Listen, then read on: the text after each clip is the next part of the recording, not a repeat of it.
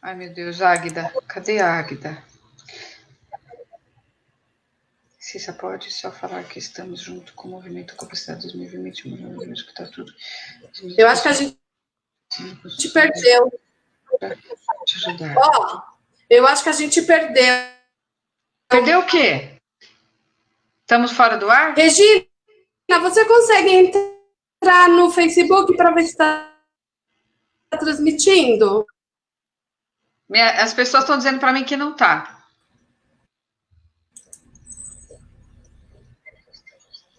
Mi, vê se nós estamos no Facebook, que a gente tá com uma dúvida aqui. Dá uma olhada lá para nós.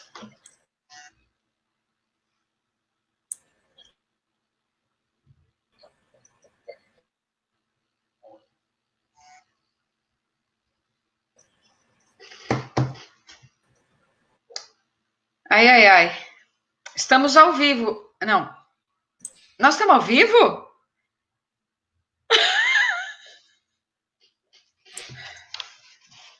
É para eu começar? É?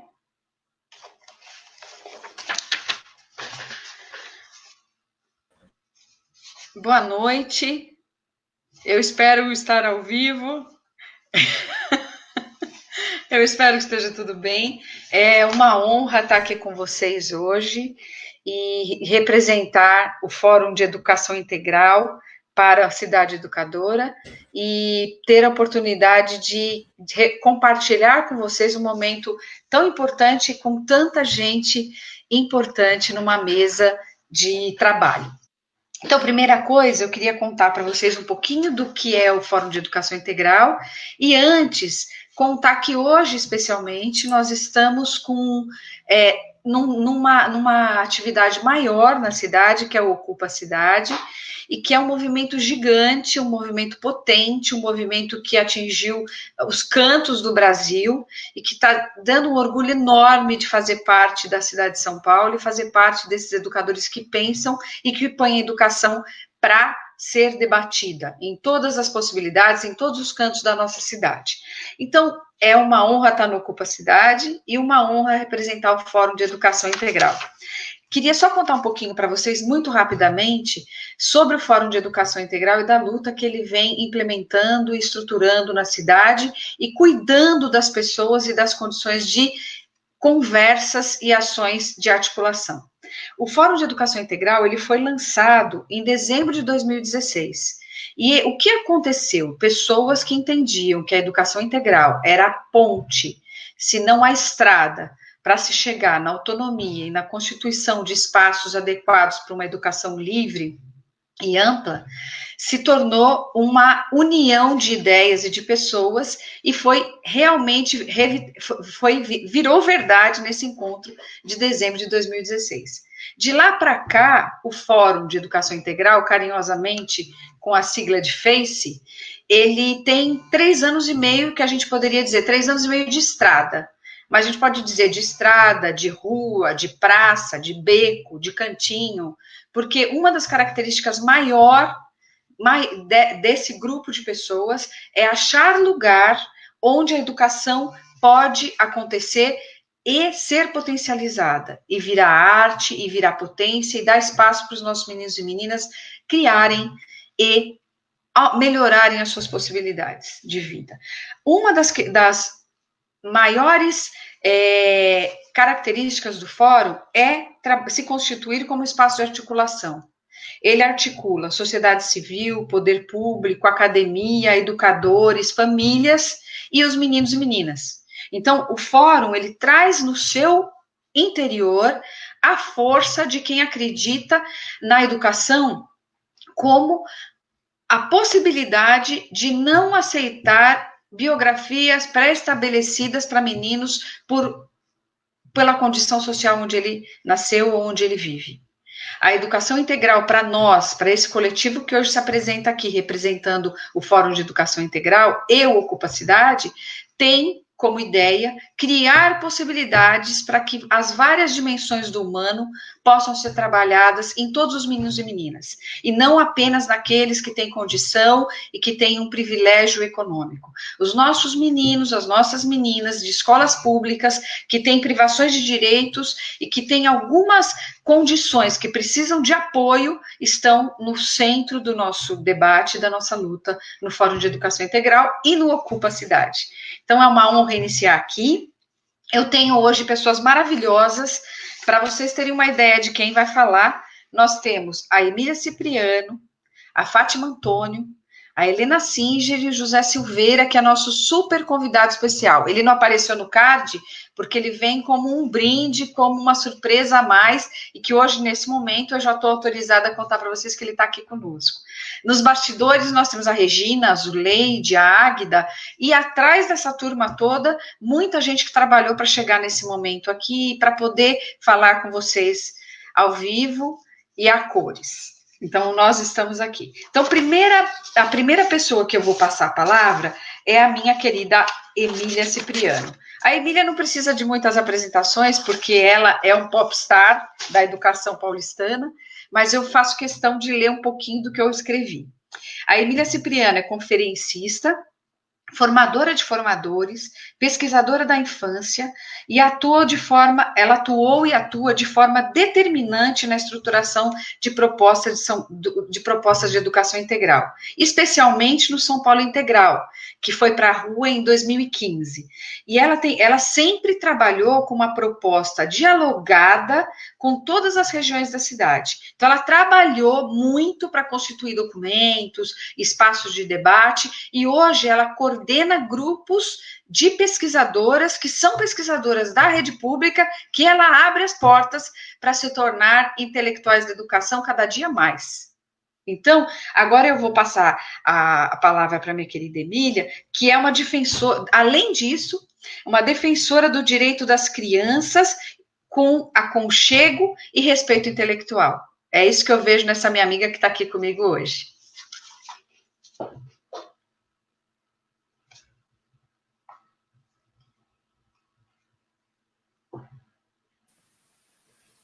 Ok. Obrigada, Cissa. Eu, primeiro que essa apresentação é de uma generosidade ímpar. Acho que o mais importante nesse momento, do que você colocou, é esse nosso compromisso ético com as crianças, com os jovens desta cidade, com os meninos e com as meninas, onde a escola pública, de fato, seja valorizada e seja garantido o direito de uma educação de qualidade, numa perspectiva de transformação, de humanização, de direito à vida. Estar aqui com essas parceiras e com o José, que é um grande parceiro, e uma coisa que eu quero pontuar é que no dia 16 de dezembro, de 2016, quando nasce o Fórum de Educação Integral, nasceu em seguida o Grupo de Pesquisa de Educação Integral da PUC de São Paulo, cuja estou na coordenação, com parceiros muito especiais da rede pública.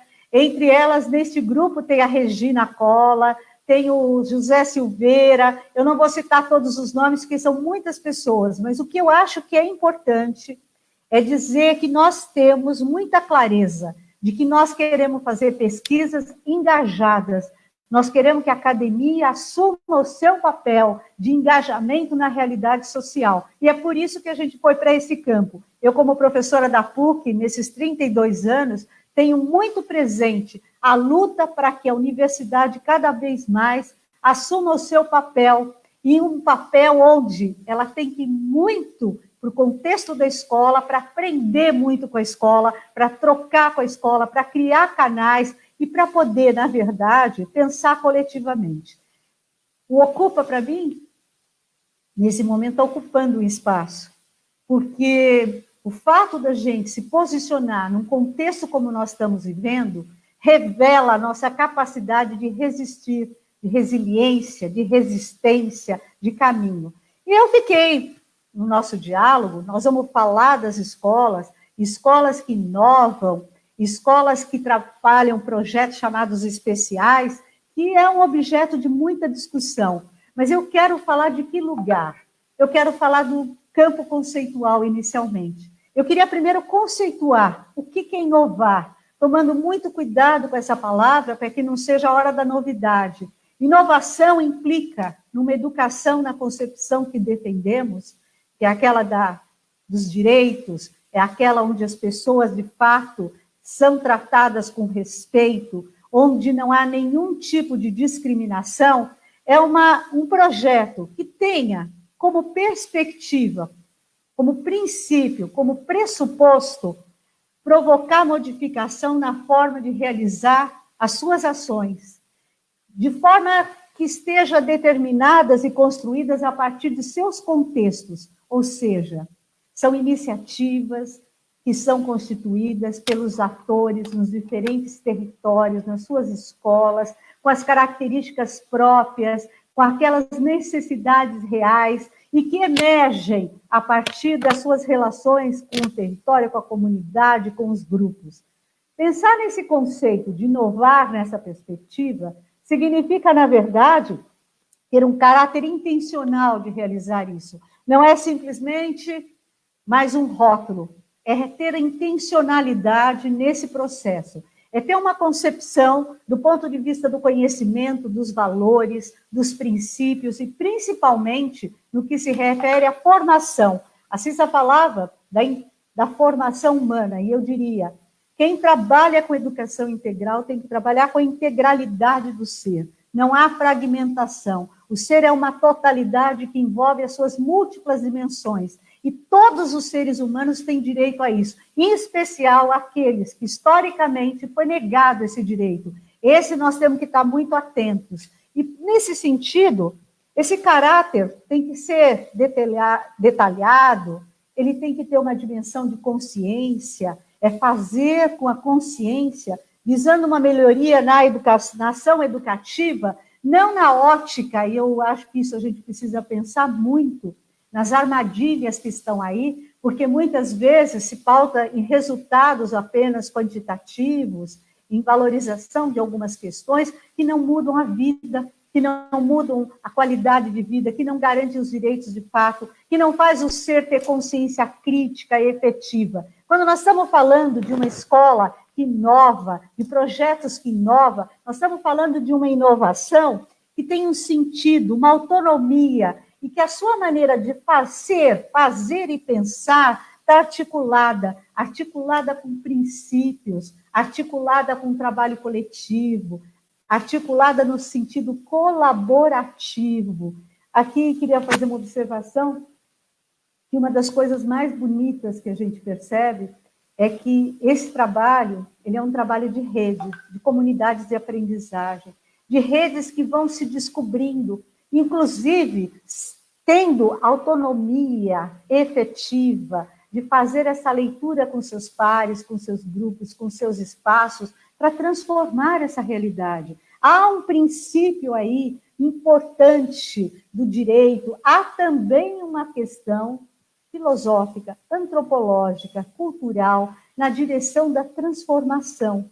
E aqui, aquilo que o nosso mestre Paulo Freire sempre dizia com tanta propriedade, é impregnar de sentido tudo o que está sendo feito. Inovar implica incluir, em ser solidário. Nós temos que sair de uma atitude solitária para uma atitude solidária. É viver e utilizar, e aí eu vou fechar esse primeiro comecinho, porque nós temos nossas amigas que vão colocar a experiência, inclusive, mas esse campo conceitual é importante no sentido de utilizar o conhecido para criar o desconhecido.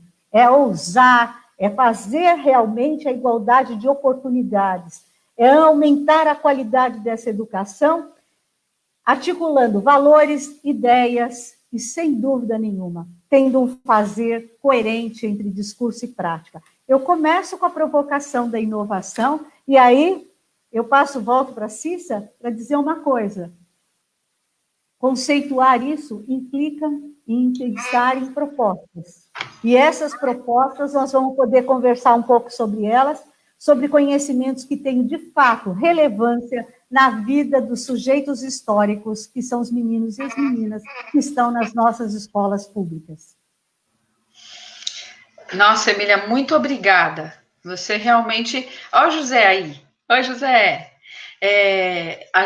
Muito obrigada, Emília, por compartilhar com a gente sua forma de pensar, sua organização. Muito, muito obrigada. Eu queria aproveitar mais agora, antes de passar para a Helena, para dizer de uma coincidência. Além de a gente estar uma grande maioria de mulheres pensadoras, José está aqui com a gente, mas mulheres da educação e que minhas ídolas aqui nessa mesa, eu quero dizer que nós também temos mais um ponto de intersecção. Todas nós somos do Conselho Municipal de Educação, trabalhamos na organização de portarias e de normativas para apoiar as escolas da cidade de São Paulo, e nós estamos trabalhando e preocupadíssimos lá, mandar um salve aqui para as nossas amigas conselheiras, que estão trabalhando muito, muito preocupadas com o retorno, e instrumentalizar as pessoas para o retorno, nessa luta que não está fácil, e que nós sabemos a importância que tem o apoio e o coletivo para esses momentos difíceis. Então, agora, para passar para a Helena, o que eu queria lembrar é que a Helena, ela sempre está ligada à inovação da educação, sempre. Ela abre as portas para a autonomia, ela legitima ações de valorização de iniciativas, pautadas nos desejos e nas propostas das diferentes localidades, com seus diferentes arranjos. Então, ela é defensora do inédito e do território pulsante. E eu gosto muito de estar aqui com ela e sempre leio, eu sou uma leitora da Helena, né? E então vou passar a palavra para ela e dizer da importância que tem, né, Helena, a gente conseguir lugar para essas pessoas que querem inovar, que elas tenham paz e serenidade para trabalhar com essa lógica. E ter uma pessoa como você que estuda e que cria, que vai abrindo portas, com certeza ajuda muito. Então, sua vez. Obrigada, Cissa, querida. Prazer estar aqui com vocês. Feliz de estar participando também de um evento, um Fórum de Educação Integral para uma Cidade Educadora. Acompanho de perto, desde o princípio, né, esse fórum tão importante para a cidade. Tenho certeza que muito do que a gente vê de inovação, de transformação, inclusive aqui no Ocupa, tem um dedinho do fórum, né? Então, estou muito feliz de poder estar também participando disso, com essas pessoas tão queridas, tão especiais. E para minhas palavras iniciais, né, porque sempre eu acho mais interessante a conversa e ouvir os outros e ver o pessoal aqui no chat também participando. Já vi que tem pessoas também de escolas que são absolutamente mestras nossas de como fazer a inovação. Eu queria trazer um pouquinho do marco legal, né, da inovação, da experimentação, o nome que for, na educação básica, que inclui as redes públicas todas, né. Então, lembrar que desde 1996, com a LDB, né, dezembro de 1996, já estava dito lá que as escolas podem se organizar de diferentes formas, pode ser por série anual, pode ser por ciclo, pode ser por grupo de interesse, ou qualquer outra forma que o seu projeto pedagógico, que seja mais coerente com o seu projeto pedagógico. Está dito lá que as escolas têm total autonomia para construir os seus projetos pedagógicos, elaborar os seus regimentos escolares, né, constituir a sua estratégia de gestão que inclua a comunidade escolar, né, inclusive o contexto em que a escola está. Então, essa não é novidade.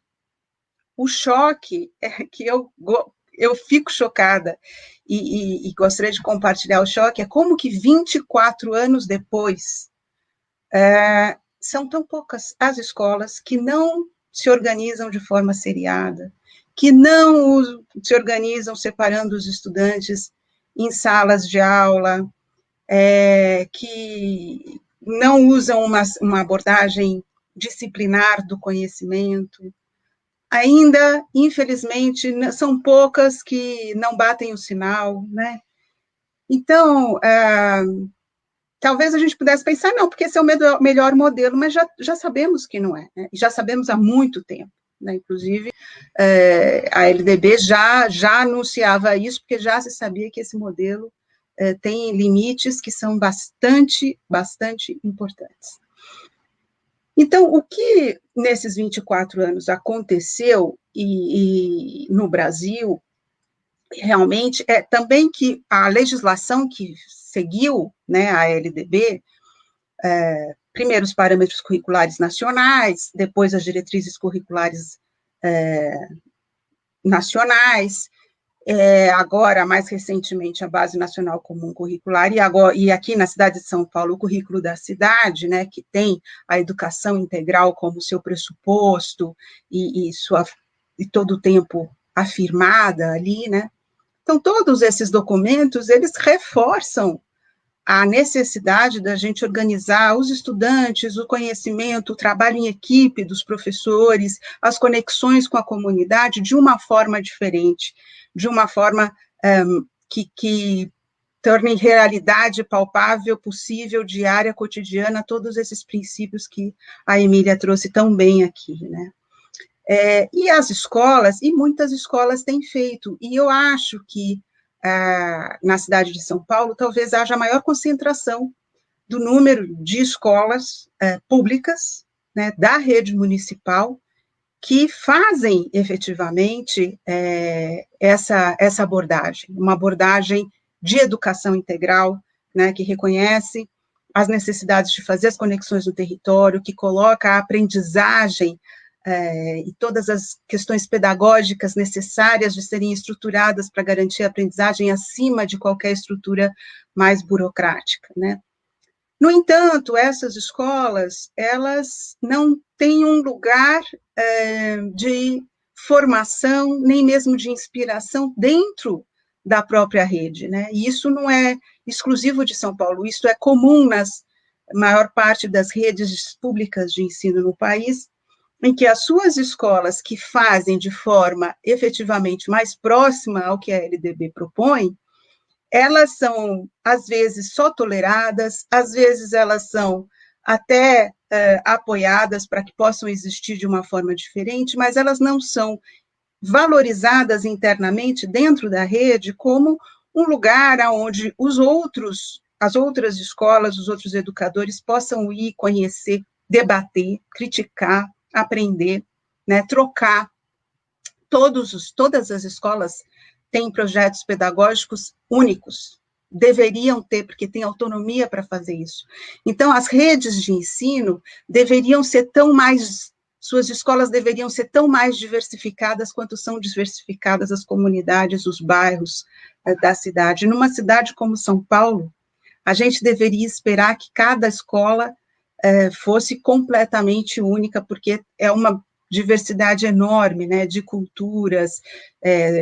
A gente está vendo nesse evento aqui do Ocupa Cidade que riqueza que é São Paulo, do ponto de vista de povos que estão aqui, de expressões culturais, de movimentos sociais que conquistaram, né, os seus bairros, com todos os seus direitos, seus serviços, tudo isso a partir de muita luta, né. Então, uma escola que está num território desse, que tem um movimento social que garantiu, né, o direito à moradia e depois a conquista à escola e depois todos os outros direitos que vão sendo conquistados com o tempo, tem que contar essa história, tem que estar conectado com esse movimento, né? Então, cada lugar da cidade é cada escola é outro. Deveria dizer dessa diversidade, né? Então, a gente também está aqui para divulgar, né, alguma coisa que foi publicada no diário do município, mas exatamente quando foi decretado o distanciamento social, que há uma nova resolução, uma nova recomendação do Conselho Municipal de Educação, que justamente propõe, né, que essas escolas que na rede municipal de ensino são chamadas de escolas, projetos experimentais ou especiais, possam ser debatidas, conhecidas, no contexto da Diretoria Regional de Ensino, no contexto da Secretaria de Educação, nos seus territórios, né, e que este movimento inspire outras, né, a fazer isso também, a fazer do seu jeito, do seu modo, não copiar, não, mas pode se inspirar, pode cortar caminho, né, porque as escolas que fazem isso, elas têm um caminho bastante duro, né, de construção, né, tem idas e vindas, tem muito aprendizado, que pode ajudar outras que estão começando já a não errar tanto, né, e ir mais rápido para soluções que já foram encontradas por aquelas comunidades antes. É muito importante que haja essa troca, que é exatamente o que está acontecendo no Ocupa Cidade, que é um movimento maravilhoso, e que nasceu da organização da sociedade, dos pais, dos supervisores de ensino, dos diretores de escola, dos professores, dos estudantes. Que bom, que lindo, mostraram exatamente o que a gente estava, o que eu estou dizendo que está nessa recomendação e nessa resolução do Conselho Municipal de Educação, que fica agora, o Ocupa Cidade e essa recomendação do Conselho como exemplos e já concretos, já dados, do potencial que essa rede tem, e do que os gestores públicos podem se valer desse potencial, né? Não há por que desperdiçar todo esse conhecimento, toda essa potência, toda essa riqueza que a rede municipal tem. Então, eu fico por aqui para poder ouvir mais e a gente poder conversar mais nessa chamada. Obrigada, Helena, sempre bom te ouvir. Nós vamos voltar, espero que a gente tenha mais uma rodada, e eu quero, antes de passar a continuidade, queria pedir para vocês que estão nos assistindo, nós temos um número bacana de companheiros aí assistindo a nossa fala, que façam perguntas, mandem perguntas para a gente, colaborações, considerações, broncas, podem mandar que a gente está aqui para falar com vocês. Agora, nossa fala, ela vai para Fátima Antônio. Só queria dizer, assim, que uma das questões que o FACE, o Fórum de Educação Integral da Cidade Educadora, ele luta e sabe, junto com a Helena, com a Emília, com Fátima, com todos vocês, com o José, que o território, ele é um lugar de disputa. Ninguém vai deixar alguém fazer um projeto, como a Helena falou, ousado, inovador, como a Emília trouxe na fala dela sobre o conceito de inovação. Nós vamos ter que buscar e achar esse lugar para a gente, porque ninguém vai abrir as portas e falar, pode vir e tal. Então, essa documentação, esse documento que a Helena cita, é muito importante, porque ele é mais um passo no sentido da autonomia, da liberdade, da constituição de caminhos para essas escolas que estão aí ousando e inventando. Passar para a Fátima é uma delícia, que ela é uma querida, e eu queria dizer assim, a Fátima, para apresentar, é dizer para vocês de quanto ela é diversa. A Fátima, só para vocês terem uma ideia, ela é pedagoga, jornalista, historiadora. Ela trabalhou em todos os cantos da educação, professora, coordenadora pedagógica, diretora regional, secretária adjunta, e eu devo ter esquecido uns 3 postos que ela tomou, porque a Fátima realmente atendeu essa cidade em todas as possibilidades e instâncias de trabalho. Para mim é um orgulho ter a companhia da Fátima na luta, né? Ter uma pessoa dessa comigo e conosco aqui. E entre todos os feitos da Fátima, ela vai contar um pouco para vocês, mas eu queria destacar que a Fátima foi uma das pessoas que ajudou a implementar o trabalho coletivo de autoria na rede municipal. Ela trabalhou duramente para que o ciclo autoral tivesse a autoria de meninos, meninas e professores. Então, a Fátima foi uma pessoa que pegava no chicote para defender a fala dos professores, o lugar dos professores e a possibilidade desses professores criarem. Então, está aqui minha amiga Fátima, junto com essa mesa. Sua vez, Fá.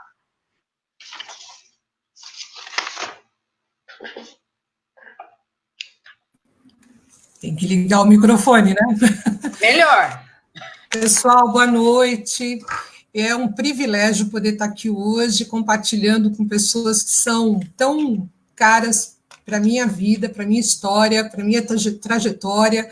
Emília, Cissa, Helena, José e todo o pessoal do Fórum de Educação Integral, que muito generosamente, né, convida a gente para bater esse papo com todos vocês. Eu quero repetir, é um privilégio, é um aprendizado, eu estou muito emocionada, inclusive, assim, é um momento único, né? poder compartilhar uma coisa que a gente vem discutindo há muitos anos na rede, principalmente eu, que sempre fui da rede pública municipal aqui da cidade de São Paulo, o quanto a gente tem caminhado na perspectiva de estimular e incentivar a questão da inovação, de projetos diferenciados, de projetos especiais. Como a Helena falou, a gente tem chamado de várias maneiras, mas acho que a Emília dá um norte quando ela trata da conceituação de inovação.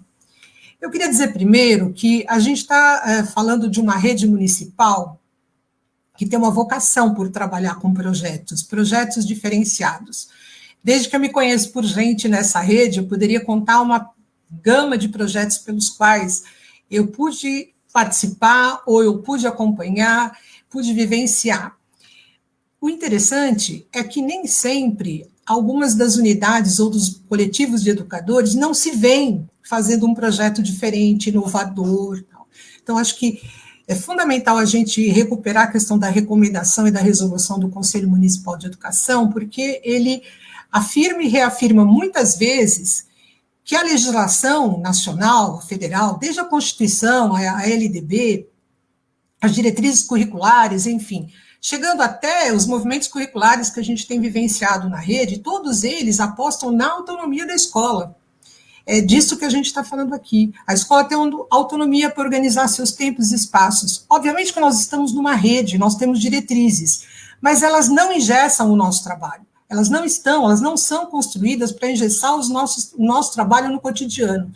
Justamente elas são construídas para que a gente consiga olhar e enxergar a quantidade de elementos, a diversidade que nós temos nas nossas mãos, os meninos e meninas que trazem suas histórias dos seus territórios, as famílias, o conjunto de cultura que é construído, de questões todas que a gente precisa dialogar com tudo isso e buscar fazer com que o direito humano à educação, o direito humano à aprendizagem, de todas as nossas bebês, crianças, jovens e adultos seja garantido. Eu sempre acreditei, então, que essa rede é muito potente.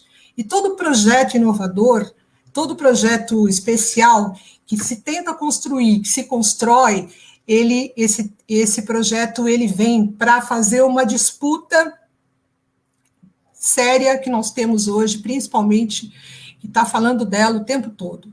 Nós temos que garantir o direito humano à educação. Nós temos que garantir o direito da escola pública atender a todos e todas. Então, muitos dos projetos que a gente tem é justamente para responder esse desafio. Responder o desafio da aprendizagem significativa. Por que os meus meninos não aprendem ou como eles aprendem? Muitos projetos nascem dando resposta para esses desafios. Como eu disse, a gente poderia citar assim, inúmeras experiências da rede que tentaram, nesses anos todos, 30 e tantos anos que eu estou na rede, tentaram construir perspectivas para esses desafios que a gente está apontando de uma forma bem geral. Mas eu queria falar um pouco para vocês dos desafios, principalmente que a gestão pública tem de constituir condições objetivas e construir políticas públicas para essas experiências inovadoras.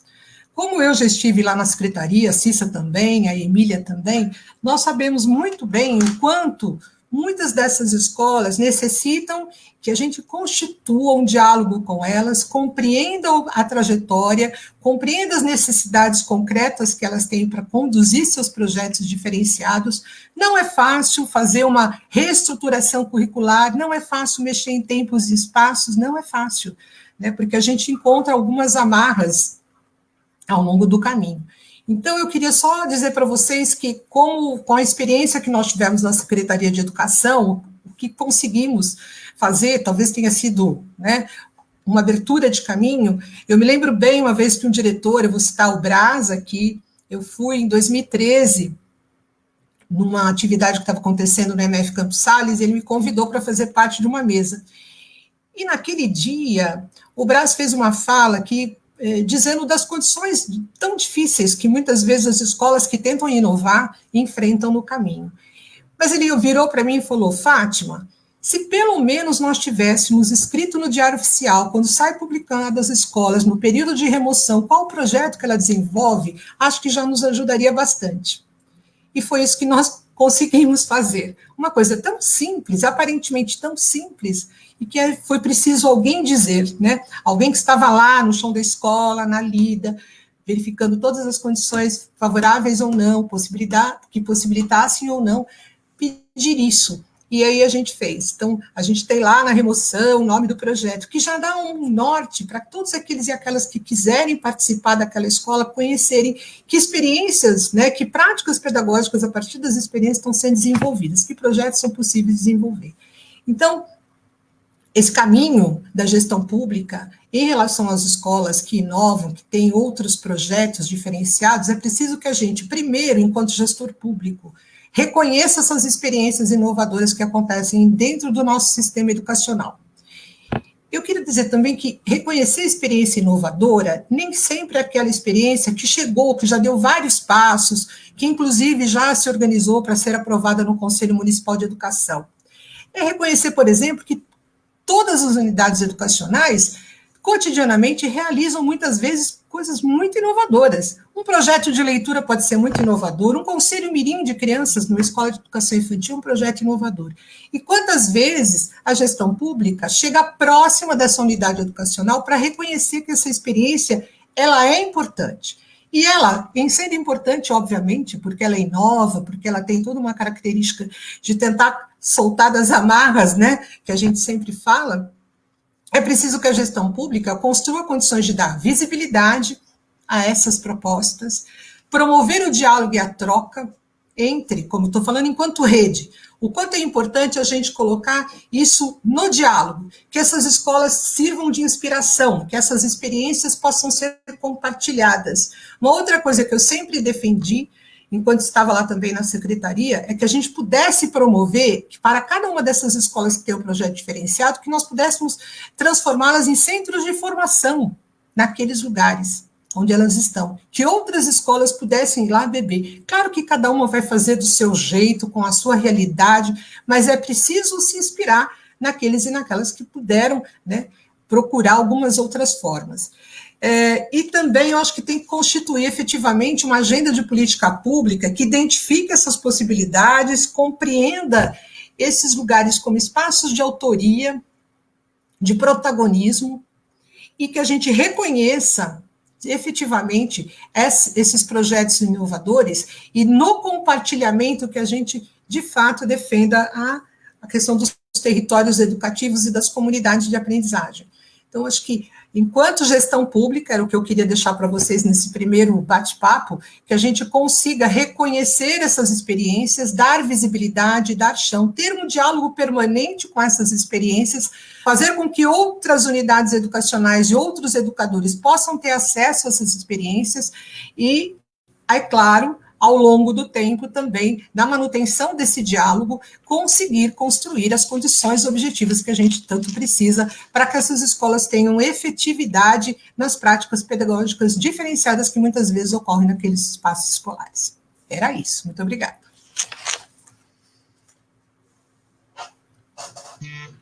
Obrigada, Fátima. Sempre bom ouvir você.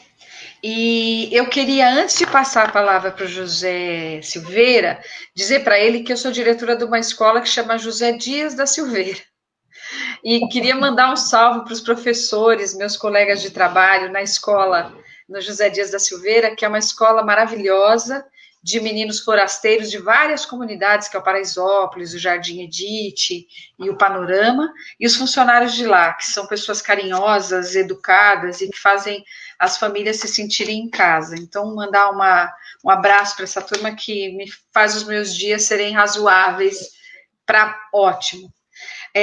O José Silveira, gente, ele é diretor da EMF Antônio Duarte, ele é um exemplo de pessoas que dessa ousadia, né, dessa ousadia e inovação, por isso que a gente cavocou de tê-lo aqui hoje, porque ele fala, e eu queria dizer assim, o José, ele é uma pessoa que você se encanta porque ele traz a verdade na palavra, ele conta do dia a dia da escola, e ele conta partes da vida dos meninos e da forma como eles atuam, e contamina a gente com essa felicidade de fazer a escola, como diria Paulo Freire, a escola vibrante, a escola viva, a escola que faz acontecer. Então, eu queria passar a palavra para o José, dizer assim que é uma honra ter você aqui, obrigada por você ter aceitado. Só que antes de passar para você, José, eu queria dizer que nós estamos com 150 pessoas ao vivo, numa sexta-noite, falando de educação, agradecer quem está aí com a gente, agradecer as perguntas que estão chegando, dizer, nossa, muito lindo ter 150 pessoas com a gente, pensando na educação integral. Então, a gente costuma dizer assim, são os convertidos, as pessoas que entendem o ser humano em todas as dimensões e que querem colocar isso ali no dia a dia. Então, vamos lá, Zé, a palavra é sua.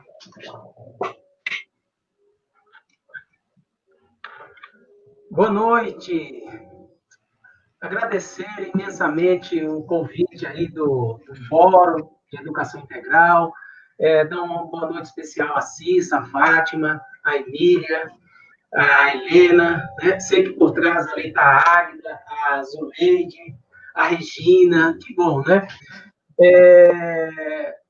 Então, é muito importante fazer essa participação aqui, nesse momento, primeiro que a gente está vivendo, nesse contexto, é importante a gente reafirmar nossos princípios, né? Nossas posições, e dentro do Ocupa, né?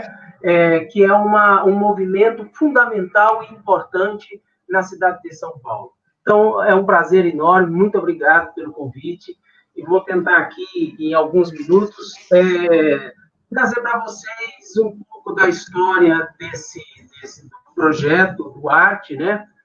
E como nós percorremos até chegar ao Conselho Municipal de Educação, tá? Brevemente, de uma maneira, tentar fazer isso de maneira breve.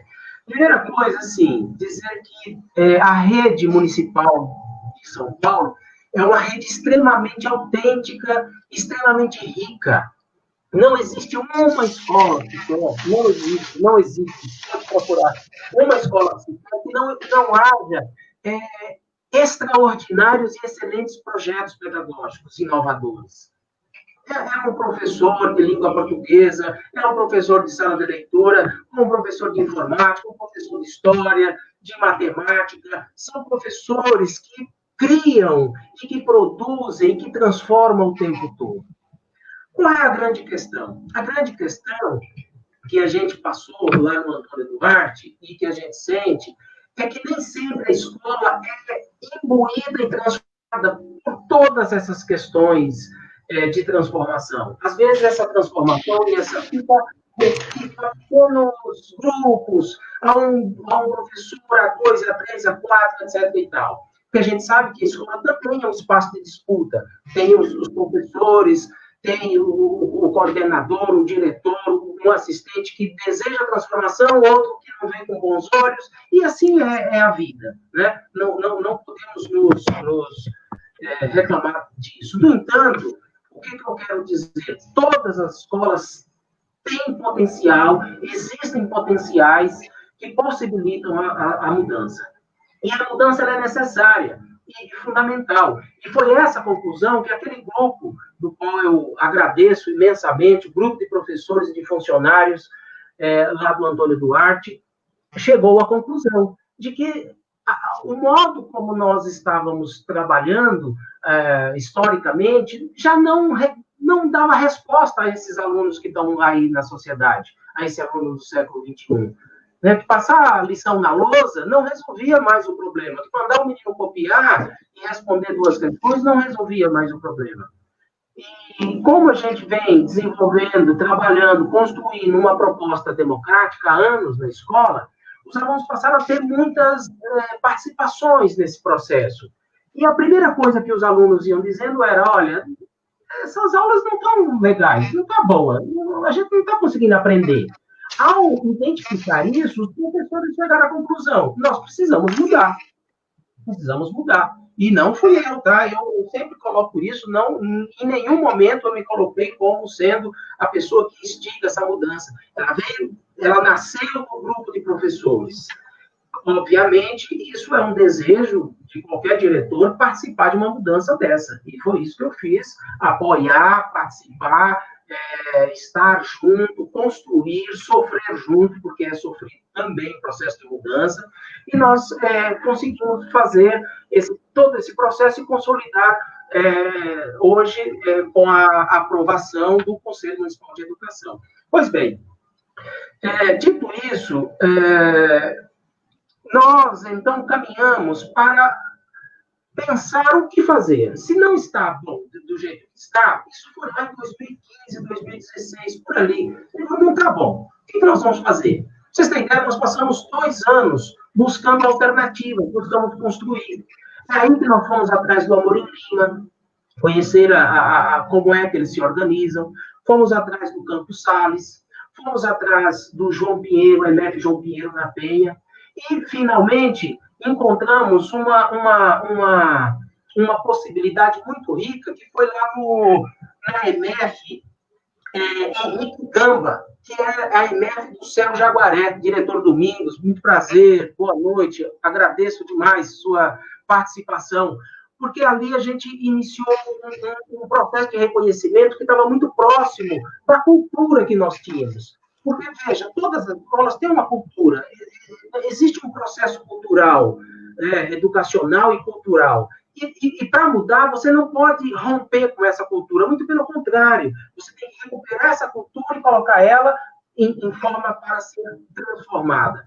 E lá na MF Henrique Gamba, no Céu Jacaré, nós encontramos uma possibilidade que estava muito próximo daquilo que a gente estava imaginando. E ali nós fomos construindo o nosso projeto, hoje denominado Projeto Duarte. Em outros não vou explicar o que é o Projeto Duarte, para quem quiser e tiver maior interesse, coloca lá www.revistaduarte.com.br. Lá tem tudo sobre o projeto político-pedagógico, toda a história está lá, tá? revistaduarte.com.br. Veja, mas em termos rápidos aqui, nós alteramos os tempos e os espaços da organização escolar, né?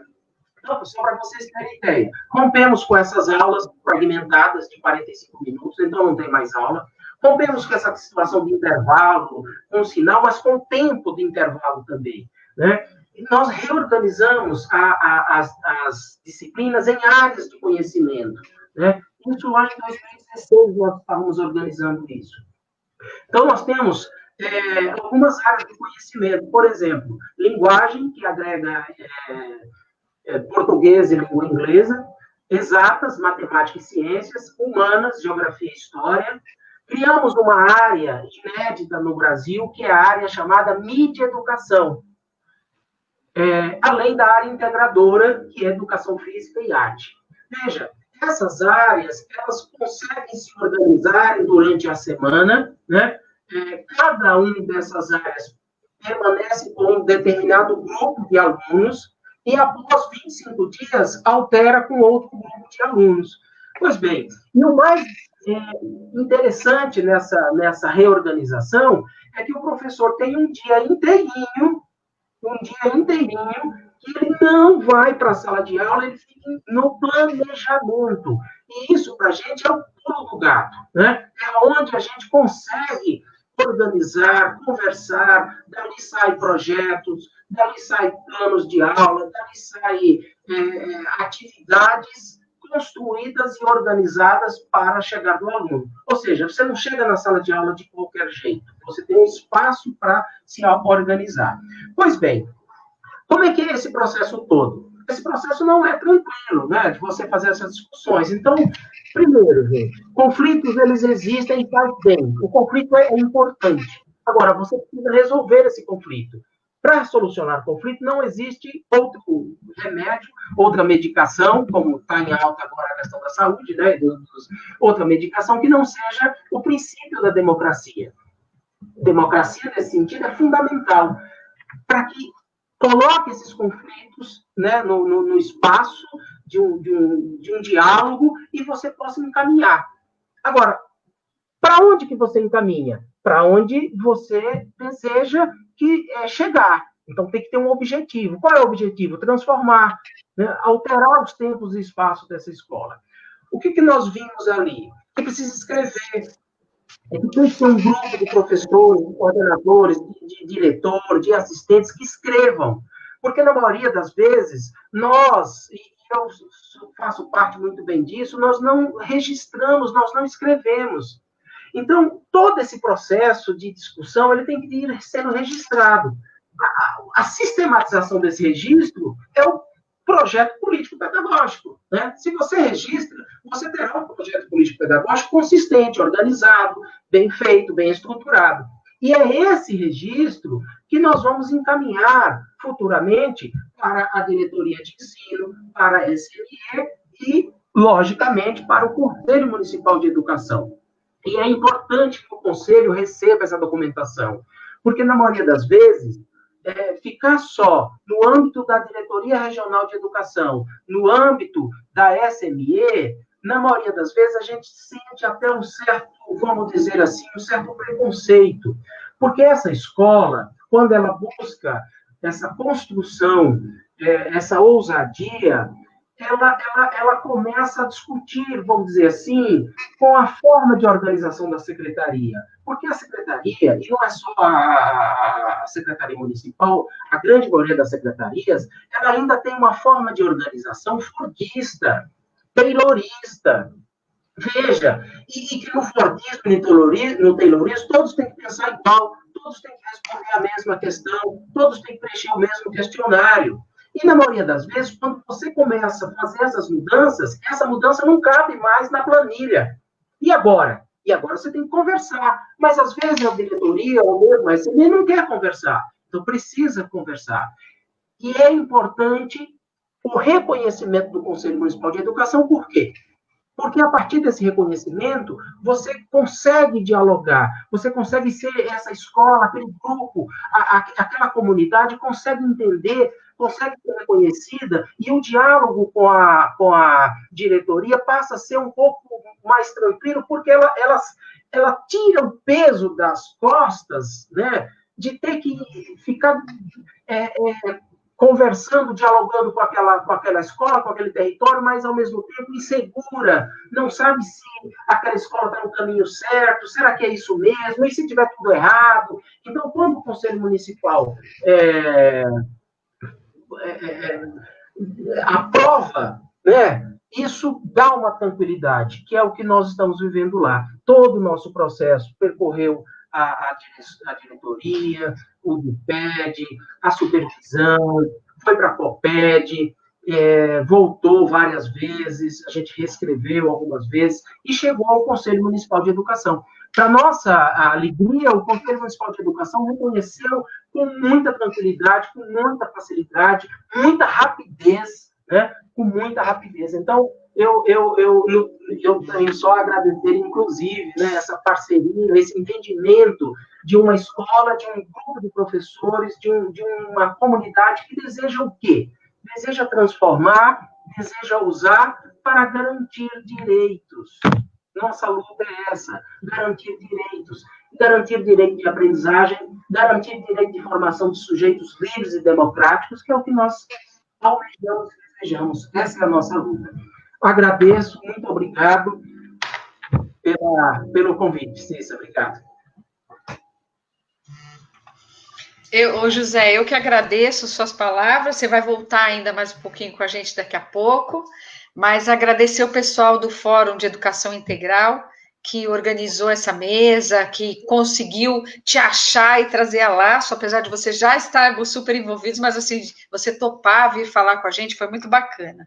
Então, queria dizer a vocês que o quanto esse documento, aqui aproveitando as palavras do Zé, ele é um documento visionário, e um documento também que vem legitimar o processo que já está acontecendo, né? As escolas, elas vão fazendo as suas lutas, estruturando os caminhos, e as leis devem vir para fazer acontecer o que já está acontecendo. E é isso, esse eu acho um exemplo que foi importante nessa resolução, e ter aqui a Helena aqui, que ajudou a constituir esse documento, é super importante, e ter você aqui, Zé, falando disso e do posicionamento do Conselho, ajudou muito também.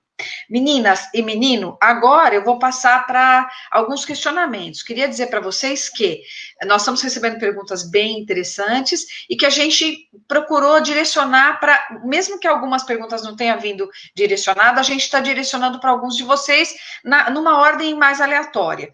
Nós temos aí um tempinho ainda pela frente, e aí a nossa ideia é ver se nós damos mais uma rodada depois. Mas eu vou começar aqui chamando a Helena, e a pergunta, Helena, você está ok aí? Então, a pergunta é da Edna Monteiro.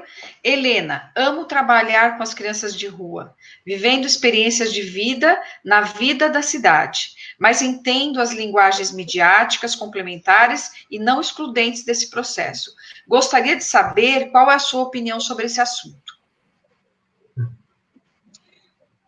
Bom, na inovação, né, na possibilidade de tornar a escola uma escola inovadora, transformadora, que faz com que as crianças, os adolescentes, os jovens, os estudantes adultos, enfim, reconheçam o seu potencial de transformação, esses dois elementos que a Edna coloca são fundamentais, né? A rua, que na verdade é a cidade, né? A rua tem várias possibilidades, né? A rua é a rua do entorno, da onde está a instituição, seja a escola, seja a instituição educativa que está a cargo da educação das crianças. Então, conhecer os seus vizinhos, conhecer o seu contexto, conhecer e interagir, né, desde muito pequena, com autonomia nesse contexto é fundamental. Numa cidade como São Paulo, isso é um desafio em quase todos os territórios de São Paulo, inclusive os dos bairros privilegiados, né?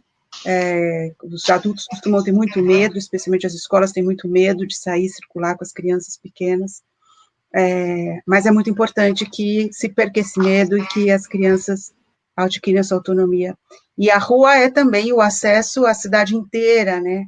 A possibilidade de conhecer as realidades diferentes da sua, os outros contextos, os outros moradores do mesmo lugar, adquirir esse sentido de cidade, né? Entender que, para além do meu território, eu faço parte de um coletivo social, público maior, né? E é uma história, né? Uma história que se revela nos vários equipamentos que tem na cidade, nas diversas paisagens, nas diversas moradias, enfim, a rua é uma riqueza para a aprendizagem de todos os conteúdos, de todas as disciplinas, chamemos assim, né, todas as áreas do conhecimento. Então, na verdade, deveria ser um foco muito importante da organização do cotidiano educativo de qualquer instituição. E as diversas mídias, elas revelam também duas características muito importantes dessa educação transformadora, que faz com que nós reconheçamos a nossa capacidade de transformar o mundo, né? Porque as mídias, elas primeiro falam de diferentes linguagens, né? As mídias podem, para os conteúdos que podem ser veiculados, são produzidos em diferentes linguagens, como a gente está vendo aqui, no Ocupa a Cidade também. E também fala do acesso, né, da gente poder falar com diferentes pessoas, com muitas pessoas, inclusive as crianças como autoras também, né, não é só consumir os conteúdos que vêm de fora, não é só, e é importante também, se informar e ter uma orientação crítica, né, sobre como consumir os conteúdos das diversas mídias, mas produzir as diversas mídias, os diversos conteúdos. É assim que a gente se torna alguém capaz de transformar o nosso meio, a nossa história, a nossa comunidade e o nosso mundo. Obrigada, Helena.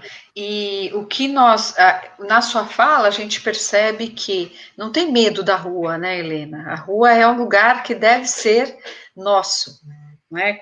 Com proposição, com organização, com segurança, com cuidado, mas é um lugar que não se pode ter medo.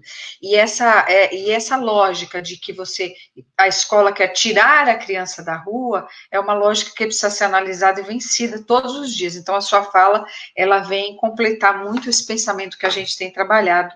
Obrigada. Agora, vou chamar a Emília para a roda. Emília, nós temos uma pergunta da Carmen Lúcia Rodrigues. As escolas, com seus inúmeros problemas, acabam atendendo a demanda do cotidiano e deixando muitas questões importantes de lado. penso, nesse caso, na importância das universidades públicas linkarem mais as escolas, linkarem-se mais com as escolas públicas, e a troca entre as próprias unidades escolares públicas, que é fundamental para ampliar um leque. Como você vê isso, Emília? Eu quero agradecer, porque eu acredito muito nessa rede e nessa relação da universidade, embora muitas vezes não ocorra, ela se faz necessário ter esse trabalho de parceria, de fato. Agora, tem uma questão nesta recomendação que eu quero reforçar e nessa resolução, que é quando legitima aquilo que a escola faz, ele, de alguma forma, torna-se inspiração para outras pessoas que realizam uma série de trabalhos. E aí, a pergunta, quando diz assim, das trocas, né? Como tem riqueza nessa cidade? Eu tive a oportunidade, nesses últimos anos, de andar em muitos estados, em todos desse país.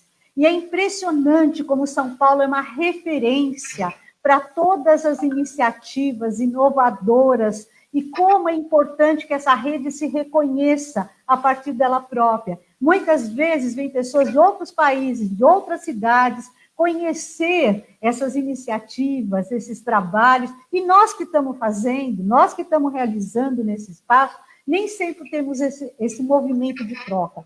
Penso que quando o José falou da sistematização, da organização, dos documentos, da memória, da vida, tudo isso dá uma dimensão de reconhecimento público, inclusive.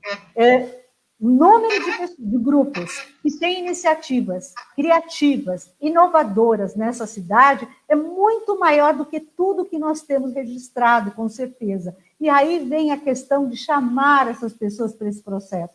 Nessa caminhada, a universidade também pode estar muito junto no processo, inclusive, metodológico, na discussão de organização, na questão da teorização. E aqui uma observação que me chama muita atenção. Todas as vezes que a gente fala em território, em disputa, eu sempre penso que essa disputa nossa, ela realmente se estabelece quando a gente deixa claro qual é o nosso posicionamento. E o nosso posicionamento de defesa da escola pública e de reconhecimento, porque há, sem dúvida nenhuma, alguns que desconhecem tanta produção que existe na escola. A hora que há esse reconhecimento, ele explicita, ele traz para a sociedade o olhar, inclusive, do sentido que essa escola pública contribui nesses contextos. É olhar para essa cidade a partir dessa cidade, é se olhar com os olhos de quem enxerga as múltiplas dimensões desse trabalho. Queria ainda fazer um destaque quando ela coloca a questão das trocas. Eu penso que nós, cada vez, precisávamos mais construir essa interação entre as escolas, que não são apenas, tem que ser pelos territórios, mas nós temos que se olhar como cidade. Por isso que eu acho que o Ocupa traz aí uma dimensão bastante interessante. E o Fórum de Educação Integral vem também caminhando nessa direção. Quando traz as iniciativas, quando traz os grupos, quando faz os relatos, e quando o José fala, isso fica muito forte para a gente, é a materialização de alguns sonhos, que muitas vezes estão em documentos oficiais, mas sabe quando eles ficam verdadeiros? É quando a gente fala do lugar da ação, do lugar da interação, da transformação lá no contexto efetivo. Quando a Helena estava falando, teve um momento que eu fiquei pensando, que história bonita, porque, na verdade, essa resolução e essa recomendação também veio de uma pesquisa que vinha sendo já realizada com escolas que tinham essas iniciativas. E aí chega no Conselho o momento de sistematizar tudo isso e de ter uma comissão que organiza e que ela faz parte. Então, tudo isso é conquista de uma história. Isso não é descolado de uma história. Isso é de uma história de luta e, principalmente, de posicionamento político do processo. Obrigada, Emília. Lembrando também que a Emília, como eu falei, ela trabalha abrindo grupos de pesquisa, né, de observação, observatórios, para juntar essa luta da Emília, de juntar a universidade com a vida real. A gente tem visto isso no dia a dia da Emília, é fato. Ela traz isso para o dia a dia, né? Agora eu tenho aqui uma pergunta. Cícera, só uma questão que eu queria colocar, de ter a rede de São Paulo, tem uma rede hoje de pesquisadores na ação muito maior que qualquer espaço. E a academia tem que reconhecer essa pesquisa, porque quando os profissionais da rede vão para a universidade, nós começamos a fazer pesquisas engajadas e muda, há uma contribuição e um diálogo que avança em todas as direções. Desculpe eu ter colocado. Não, é ótimo, Emília, porque hoje a gente, na verdade, nós temos uma conversa, uma roda aqui. A gente tenta se organizar para não deixar o público maluco, mas essa aqui é uma roda de conversa. Né? Agora a pergunta vai para o José Silveira e é de uma querida, é da Marília de Santos. Marília, que foi nossa colega aí no CEL, cuidou do CEL Heliópolis por muito tempo, é uma atriz, é maravilhosa, é linda, é um prazer aqui ler a pergunta da minha amiga Marília. Lá vai, ó, José, ela pergunta assim: como lidar com a descontinuidade das ações nesse processo de disputas nos territórios? Aí eu acho que tem um pouco a ver com o território do Heliópolis, né, e a vida dela, mas acho que o José tem como nos ajudar aí. Oi, Marília, prazer, que bom, né, te ouvir, poder conversar com você. Admiro muito o seu trabalho em Heliópolis, que agora foi interrompido, né, dessas disputas nem sempre democráticas, né, porque a disputa ela é importante. A questão é que temos que combinar, né, as regras como no mundo democrático. No entanto, assim, e o tempo todo eu penso que nós estamos expostos a essas descontinuidades, né? Assim como Heliópolis, a gente vem construindo lá no Antônio Duarte uma comunidade, né, no sentido de comunidade mesmo, de comuna, de estar muito junto, entre pais, alunos, ex-alunos, professores, funcionários, a gestão da escola. E a gente vem, porque a partir desta comunidade é que a gente sustenta os objetivos, né, os objetivos da escola, daquele território, daquela comunidade. No entanto, isso não assegura, não garante, né, vamos dizer assim, a continuidade de um projeto, de uma ação, né, de um planejamento. O tempo todo nós estamos colocados no sentido de ser interrompidos por determinados projetos. Como é que eu vejo isso? Eu vejo isso até com uma certa tranquilidade. Me permita, Marília, que assim, nós vivemos numa disputa, seja na escola, seja na secretaria, seja na sociedade, seja no mundo, é uma disputa. E a gente tem que estar atento, né, com os nossos princípios, para que a gente possa levar esses princípios para uma ação. E a partir do momento que a gente leve os nossos princípios para determinadas ações, você se fortalece. E você se fortalecendo, cada vez mais você vai se fortalecendo na sociedade. A sociedade ela é composta o tempo todo por disputas. Agora, o que me tranquiliza e o que me deixa assim tranquilo? Que a gente pode perder hoje, né? Nós podemos estar perdendo, estar em uma situação mais complicada. Mas isso não é para sempre. Isso é muito rápido. A sociedade ela é muito dinâmica. A sociedade ela faz leitura muito rápida, leitura política, leitura econômica, leitura social, né? A juventude, eu vejo os jovens com leituras fantásticas. Talvez não a leitura que nós aprendemos a fazer lá nos anos 70, 80, né? Eu já estou um pouquinho mais velhinho já, né? Mas eles leem com muita facilidade a sociedade. E, obviamente, que dessa leitura vem mudanças, vem alterações que não condiz com essa, vamos dizer, com essa estupidez, com essa situação que está colocada em nosso país. Sabe? Eu vejo que são mudanças que possibilitam recriar a sociedade em outros patamares, sabe? Jogando por terra os preconceitos, os racismos, os machismos da vida que está impregnado em nossa sociedade. Então, eu vejo com bons olhos essas disputas e acredito que, num futuro muito próximo, eu desejo ver todas as mudanças que nós sonhamos. Legal. Eu que agradeço, José. Agora, eu vou fazer uma pergunta para a Fátima Antônio, é que as coisas andam aqui na minha cola. Momento, Fátima, querida Fátima. A Sandra Cavaletti faz uma pergunta aqui, e eu vou já juntar duas perguntas para você, Fá. Primeiro, as escolas da Prefeitura Municipal de São Paulo estão perdendo a autonomia de ser e estar em seu território.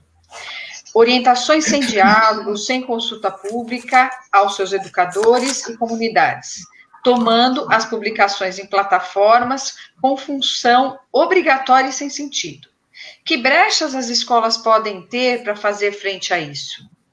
E juntando com essa pergunta, tem a Cristiane Magem, não sei se é assim que fala, Cristiane, perdão se eu errei.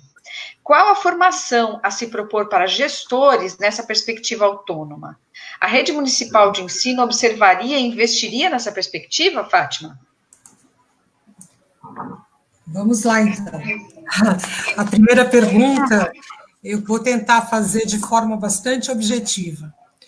A escola pública é um espaço de resistência também. Quando eu vejo um movimento como esse, do Ocupa a Cidade, que eu acabei não citando no início, eu entendo que é um espaço de resistência, ou seja, as escolas, as unidades educacionais dessa cidade, ao se depararem, muitas vezes, isso ao longo da história, ao se depararem com autoritarismos, ou coisas que hierarquizam a relação, elas acabam resistindo, fazendo seus movimentos individuais ou constituindo nas suas comunidades outros movimentos em conjunto com outras unidades educacionais. Eu já vivi muitas vezes isso. Então, eu penso sempre que a gente precisa estar junto, estar antenado na comunidade, construir uma relação, construir territórios educativos, conversando com as unidades que estão próximas e tentando constituir um laço de construções para que a gente possa, muitas vezes, construir a resistência. Não é fácil, é claro que não é fácil, José já acabou de falar isso.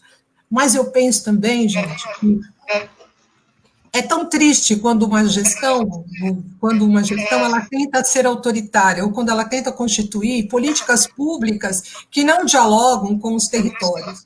Isso não dá certo, né? Isso está provado que não dá certo. Uma política pública, e mesmo estando numa rede tão grande como a de São Paulo, precisa ser construída através do diálogo.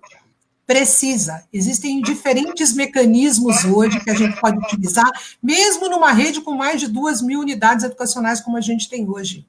Tá? Estão aí as tecnologias, por exemplo, para isso. Estão aí os pequenos grupos que se formam, que depois se juntam em grupos maiores, enfim, tem várias estratégias. Então, eu sempre digo o seguinte, aliás, antes disso, eu ouvi numa live semana passada, um grande amigo meu, um educador que eu respeito muito, dizer o seguinte: quando eu falo no diálogo da gestão pública com o território, com os educadores do seu território, eu não estou dizendo que são os educadores que estão corretos, assim como eu também não estou dizendo que é o gestor público que está correto. Quem está certo é o diálogo. Quem está correto é o diálogo. Então, as pontes de diálogos que a gente precisa construir o tempo todo são fundamentais. E as gestões mais autoritárias, hierarquizadas, que não dialogam, as políticas públicas que elas vão constituir, com certeza, elas não serão perenes, elas não serão lembradas. A gente tem histórico, principalmente na nossa rede municipal, que a maioria das políticas públicas que foram construídas coletivamente, com as maiores possibilidades de diálogos que foram possíveis em cada um dos momentos históricos, foram essas políticas públicas que até hoje são lembradas e são executadas, muitas vezes exercidas, nas nossas unidades educacionais. Então, eu tenho uma utopia, eu tenho um sonho, a minha grande utopia nesse momento é fazer com que a gente pare pare efetivamente de constituir políticas de governo, passe a constituir políticas de Estado. Um Estado é uma política pública que vai considerar o território como o principal agente dessa constituição dessas políticas. Só assim elas serão perenes, só assim eu posso fazer a resistência contra todo e qualquer tipo de autoritarismo que possa se constituir, seja nesta rede ou em qualquer rede que a gente tiver no nosso país. Obrigada, Fátima. Olha, gente, nós vamos passar para mais uma rodada e eu vou dar aquela apertadinha em vocês com o tempo, que é minha obrigação, e vou colocar talvez uma pergunta ou duas, uma engatilhadinha na outra para a gente render o nosso tempo. Nós estamos aí, são 8:45, nós estamos indo bem, a turma está com a gente, agradecer quem está mandando perguntas, colaborações, nós estamos, eu acho que a gente está conseguindo acompanhar os pensamentos aí desse monte de gente que está online conosco. Então, primeiro, Helena, são duas questões. A primeira é do João Kleber, nosso querido JK, perguntando se você poderia detalhar o percurso para o reconhecimento da inovação e os critérios para esse percurso, né, do reconhecimento. E outra pergunta, que é do Jean Cordeiro, meu amigo de fé, camarada, um beijo. Como você acha, Helena, que o Ocupa pode inspirar a ousadia? Bom, primeiro, o caminho, João, o que está na recomendação do Conselho Municipal de Educação foi baseado nos projetos experimentais que já têm aprovados pelo Conselho, né, da rede. Então, ao fazer a recomendação, o grupo de trabalho, né, responsável, a professora Sueli Modini, a professora Lucimeire, elas pesquisaram o que tinha de comum nas escolas experimentais da rede, e colocaram ali como pontos. É claro que uma escola que acha que está fazendo inovação, está experimentando, ela tem o direito de apresentar o seu projeto tal como ele está, e o conselho vai avaliar se é de fato inovador. Mas qual é o parâmetro? São as escolas que já inovam na própria rede municipal, né? E o que foi encontrado de comum? Em primeiro lugar, o protagonismo dos estudantes, né? O lugar que tem de escuta, de participação, mesmo das crianças, dos bebês, né? Em todos os níveis de ensino, é possível que os estudantes sejam vistos na sua singularidade, na sua capacidade de participar e de ser autor, né, do seu processo de aprendizagem e da sua escola. A conexão com a comunidade, então uma história, né, como a história de Campos Sales, que deu no bairro Educador de Heliópolis, que a Marília está aqui compartilhando com a gente, né, é uma história exemplar, né, não só para a rede municipal de ensino, para o Brasil, para o mundo, é contado em vários países, porque é isso, uma escola que se conectou com a sua comunidade, né, o Zé contou aqui também como que ele também fez isso, então, é a partir daí que se constrói um projeto contextualizado, e um processo de construção de um projeto que envolve toda a comunidade escolar, né, e que prevê que esse processo de envolvimento dos estudantes, dos professores, dos funcionários e da comunidade seja contínuo, né, que essa construção desse projeto pedagógico experimental, especial, inovador, seja lá que nome tenha, seja contínuo e que haja espaço para essa continuidade. Então,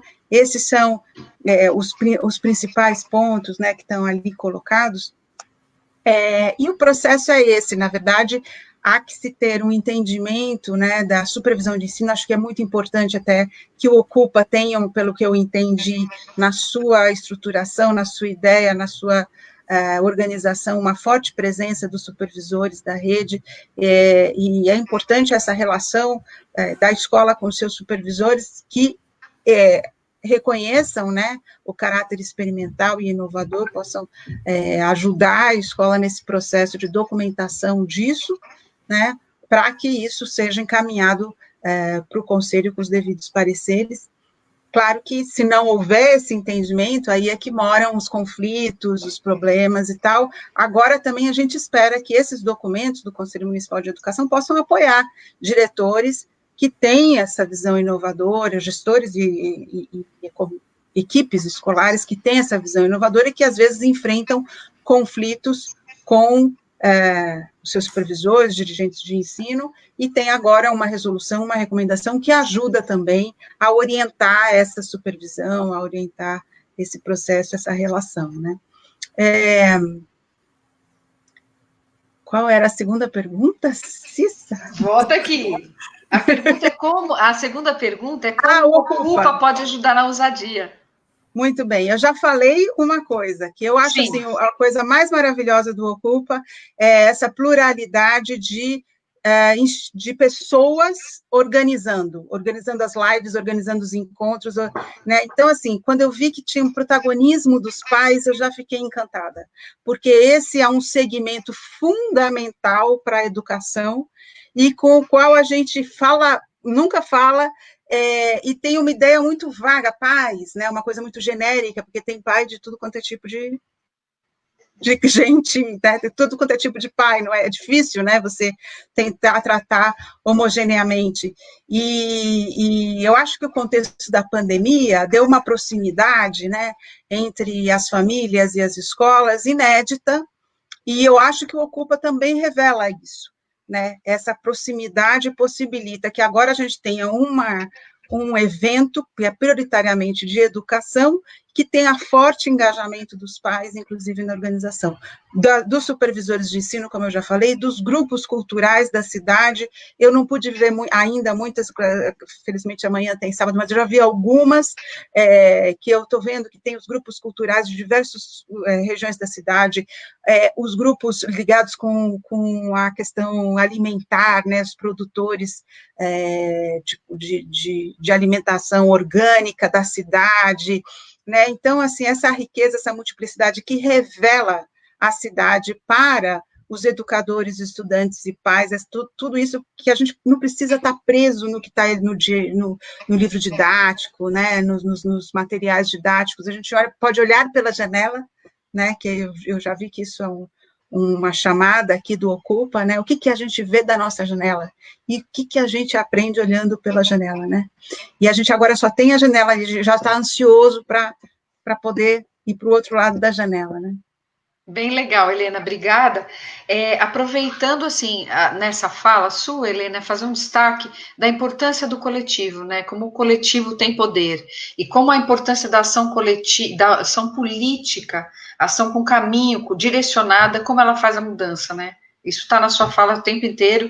Então, eu queria, assim, antes de passar para a Fátima, que a pergunta agora é para ela, eu tenho alguns avisos para dar, eu vou mesclar um pouquinho. Ó, tem um pedido aqui do pessoal dos bastidores, para avisar vocês que o Face tem o nosso Fórum de Educação Integral, ele tem um canal no YouTube e ele tem uma página também. Ele precisa das visitas, é importante que vocês entrem e deem um alô, né? Coloquem as suas opiniões lá, tem espaço de comunicação, é muito importante que vocês conheçam esses espaços virtuais. Minha pergunta agora vai para a dona Fátima. Fátima, é a Meiritaz que fala com você. As escolas que inovaram, digamos assim, em tempos de espaços anteriores, como a Amorim, a Escola do Brás, não tiveram essa legitimação do Conselho, mas felizmente foi possível, certo? Como você vê isso? Quer dizer que muda com essas novas recomendações ou não? Então, não muda, porque, na verdade, essas escolas inspiraram, como a Helena falou, elas acabaram sendo inspiradoras para que o Conselho constituísse essa resolução e essa recomendação. Nós conhecemos a história de luta, né, dessas duas escolas, o João Pinheiro também, uma escola que protagonizou essa ousadia de se organizar num projeto na década de 90, no início dos anos 90, como de polivalência de todo o ensino fundamental. Eu, quando fui visitar a escola, eu fiquei impressionada, né? Todos os professores do ensino fundamental, do primeiro ao nono ano, em polivalência. Depois nós tivemos tantas outras escolas, mas o Amorim e o Campos Salles, sem dúvida nenhuma, enfrentaram muitas dificuldades, tentaram muitas vezes, né, fazer com que esse projeto fosse reconhecido, valorizado. E o Conselho cumpriu esse papel, acho que foi muito importante para isso. E mais do que cumprir esse papel, o Conselho faz com que essas duas grandes escolas, né, assim, elas estão para além da cidade de São Paulo, todo mundo sabe disso, né, suas experiências ultrapassaram os muros da cidade também. Isso é muito importante para nós. Aí vem que, não sei se foi Helena ou Emília, para falar que nós somos, acho que foi a Emília, que nós somos muitas vezes referência no Brasil todo, né, Emília? A Emília que consegue estar presente em vários lugares. Então, essas escolas, hoje, elas são inspiração, elas foram e continuam sendo uma inspiração para o Conselho Municipal de Educação, tanto na constituição da recomendação, como nos nossos novos documentos e próximos passos que provavelmente nós vamos dar para continuar tratando desse assunto no Conselho da Inovação, porque eu acho que ele não se extingue, acho que outras demandas virão, principalmente no momento em que a gente passa a falar sobre isso, tem a oportunidade de estar aqui hoje comentando sobre isso, com tanta gente bacana assistindo, então acho que a gente vai ter mais demandas ainda para a gente continuar aprimorando a resolução e a recomendação. Cissa, eu queria só pedir um favor, assim, uma licença, porque eu não respondi a pergunta da formação para os gestores para autonomia, acabei esquecendo. Mas eu acredito, a Helena também já deu um encaminhamento. Os nossos gestores, eu acho que a recomendação e a resolução, elas vão na direção de também dar um suporte importante para os nossos gestores escolares, que fazem muito, né, que tentam muitas inovações nos seus territórios, mas muitas vezes não conseguem encontrar qual é o passo que eu tenho que dar. Então, eu acho que isso é importante. Mas tem uma coisa que eu queria falar que é tão singular, que assim, eu vivi muitas vezes, muitos gestores, que fui diretora de escola, fui coordenadora pedagógica, dizendo assim, gente, mas como é que eu vou fazer? Eu falava, gente, mas a LDB, tem vários artigos na LDB que dão a questão da autonomia, a questão da organização de tempos e espaços, está tudo na LDB, mas está mesmo? Vamos ler a LDB de novo. Então, eu acho que a gente precisa revisitar essa legislação importante, acho que uma formação importante para os gestores é revisitar essas legislações e garantir que elas são fundamentais para que a gente constitua esses projetos de inovação. Portanto, nós não precisamos ter receio, nós estamos respaldados, inclusive. Obviamente que a gente, continua dizendo, a gente está numa rede, a gente tem diretrizes de uma rede, mas isso não quer dizer que essas diretrizes possam engessar um trabalho de autoria mais focada nas questões e nos dilemas do território que os nossos educadores vivem, portanto, tentam inovar o tempo todo. Isso é muito bom. Obrigada, Fátima. Agora vai para a professora Emília. Emília, quem faz a pergunta é a Mônica Pius Borba. Ela é educadora ambiental e ela é membro do Fórum de Educação Integral.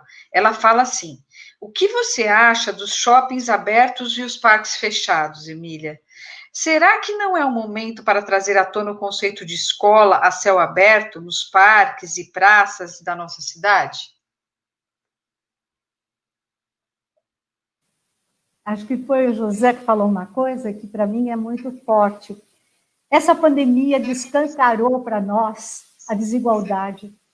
Ela descancarou uma série de coisas, entre elas, esse tipo de encaminhamento, de opção e de cidadania que nós temos que retomar. Penso que quando você fala dos parques, eu não tenho dúvida que a nossa cidade, ela não é de inclusão, ela é de exclusão muitas vezes. E para que isso ocorra, se faz necessário, num momento como esse, que a gente ocupe essa cidade. Por isso que eu gosto muito do Ocupa aí. O que é ocupar essa cidade? E aí, quando você está falando isso, me veio a questão dos parques. Quando nós estávamos entregando um prêmio para Luísa Erundina, de Direitos Humanos, veio um jovem para cantar uma música para ela. E eu nunca vou esquecer essa cena. E ele disse assim, é engraçado, a natureza nos dá algumas pistas que a gente não quer enxergar. Pássaros que cantam lindamente no Ibirapuera também cantam lindamente no Parque do Carmo. É como essa cidade tem que ser percebida como uma cidade onde todos, nos seus territórios, tenham acesso a oportunidades de fato. E isso, para mim, mexe muito. Só que, para que a gente faça essa interferência, é a mobilização. E eu sinto também que a escola, só vou trazer aí uma questão, que essa pandemia também escancarou muita importância da escola. Eu nunca vi tanta gente sentindo falta de escola.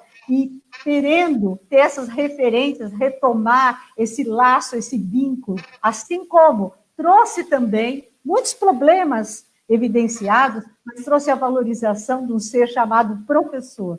Eu acho que essas questões mostram para nós que situações como essa, elas são de contradição, elas são paradoxais, mas elas nos fazem, na verdade, pensar sobre outra lógica. E nós temos um papel decisivo. Eu não estaria aqui, eu me colocaria com todo esse grupo que tem uma história de luta, inclusive quando a gente fica falando da LDB, da Constituição, das diretrizes, nós participamos de todos esses movimentos e nós temos que defender tudo isso. E isso, muitas vezes, é colocado em risco. Portanto, essas decisões que são tomadas, além de equivocadas, revelam para nós que nós precisamos nos mobilizar cada vez mais. E a educação, sem dúvida nenhuma, de forma que isso é uma questão que a educação integral traz muito, na sua intersetorialidade, é trabalhando com os diferentes grupos da saúde, da assistência. Eu venho da área da assistência, quero dizer a vocês que uma das coisas mais bonitas que aconteceu na minha vida foi poder aprender na assistência a discussão e a distinção entre assistência e assistencialismo. Eu quero que a gente tenha assistência, que é direito. Eu não quero assistencialismo, que é favor. Então, não é resposta, mas é uma provocação a nós, de mobilização, de ocupar essa cidade e de tomar decisões do que abre e do que fecha a partir de grupos que se organizem também. Só para fechar, eu sei que ultrapassei, mas eu assisti um vídeo essa semana do Paulo Freire, de 20 anos atrás. E esse vídeo veio comigo, onde ele dizia assim, nós precisamos fazer marchas nas ruas para falar da defesa da educação, marcha contra o analfabetismo, marcha em relação aos nossos valores, marchas... E eu fiquei pensando como é que esse homem era visionário, né? Que conseguia falar e como a gente precisa fazer. E essas marchas são marchas em defesa de direitos. Muito obrigada, Emília. Bom, para a nossa última pergunta, nós já estamos caminhando para o finalzinho aqui do nosso encontro, a nossa última pergunta para o José, e José, as pessoas se debateram aqui para perguntar para você, mas o fórum ganhou, por um motivo óbvio. Então, a pergunta vem do pessoal dos bastidores, que é o pessoal que manda a pergunta para você aqui.